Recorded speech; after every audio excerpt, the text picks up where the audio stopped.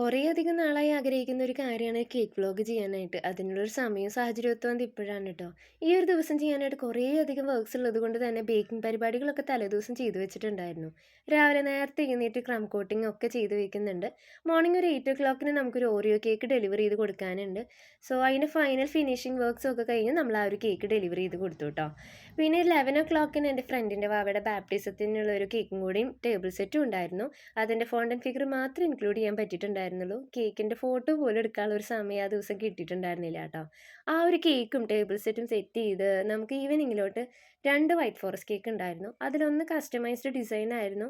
So നമ്മൾ 2 കേക്ക്സും ഒരേ കളറിൽ ചെയ്തെടുത്തു. അപ്പോൾ നമുക്ക് വർക്ക്സ് കുറച്ചും കൂടി ഈസി ആയിരിക്കുമല്ലോ. ആ 2 കേക്ക്സും ഡെലിവറി ചെയ്ത് കൊടുത്തു. നമുക്ക് ഈവനിങ്ങിൽ ഒരു ഫസ്റ്റ് ബർത്ത്ഡേ കേക്കും കൂടെ ഫിനിഷ് ചെയ്യാനുണ്ടായിരുന്നു. ഡാർക്ക് ബ്ലൂ ആൻഡ് വൈറ്റ് തീമിലായിരുന്നു കേക്ക് പറഞ്ഞിട്ടുണ്ടായിരുന്നത്. ഈ ഒരു കേക്കിൻ്റെ റീൽസ് നമ്മൾ ഓൾറെഡി ഇൻസ്റ്റയിൽ അപ്ലോഡ് ചെയ്തിട്ടുണ്ട്. കാണാത്തവരൊന്ന് കണ്ടു നോക്കണേ. ഡാർക്ക് കളേഴ്സ് നമ്മൾ ക്രീമിൽ ആഡ് ചെയ്യാനായിട്ട് റെക്കമെൻഡ് ചെയ്യാറില്ല. അതുകൊണ്ട് തന്നെ മെജോറിറ്റിയും നമ്മൾ ഫോണ്ടൻ ഫിഗേഴ്സിലായിരിക്കും ആ ഒരു കളർ കൊടുക്കുന്നത് കേട്ടോ. അങ്ങനെ ചെയ്തൊരു കേക്കായിരുന്നു. ഈ ഒരു കേക്കിൻ്റെ കൂടെ നമുക്ക് ടേബിൾ സെറ്റും കൂടി ഉണ്ടായിരുന്നു. ഈ ടേബിൾ സെറ്റ് എല്ലാം നമ്മൾ ഈ ഒരു കളർ കോമ്പിനേഷനിൽ തന്നെയാണ് ചെയ്തെടുത്തിട്ടുണ്ടായിരുന്നത്.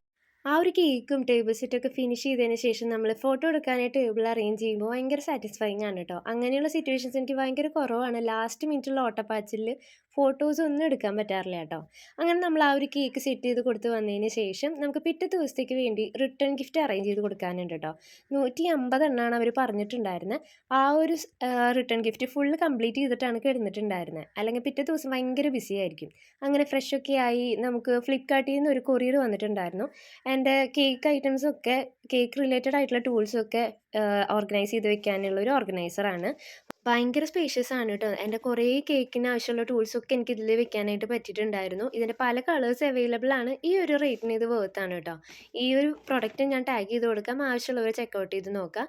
അതിനുശേഷം പിറ്റേ ദിവസത്തേക്കുള്ള ഒരു ഹാമ്പറും കൂടെ സെറ്റ് ചെയ്തിട്ടാണ് ഞാൻ കിടന്നിട്ടുണ്ടായിരുന്നത്. ആ ഒരു ഹീൽസിൻ്റെ പെർഫ്യൂം എനിക്ക് ഭയങ്കരമായിട്ട് ഇഷ്ടപ്പെട്ടിട്ടുണ്ടായിരുന്നു കേട്ടോ. അങ്ങനെ അതും നമ്മൾ കംപ്ലീറ്റ് ചെയ്തു. ഈ ഒരു വീഡിയോ ഇഷ്ടപ്പെട്ടാൽ സപ്പോർട്ട് ചെയ്യാനായിട്ട് മറക്കരുത് കേട്ടോ.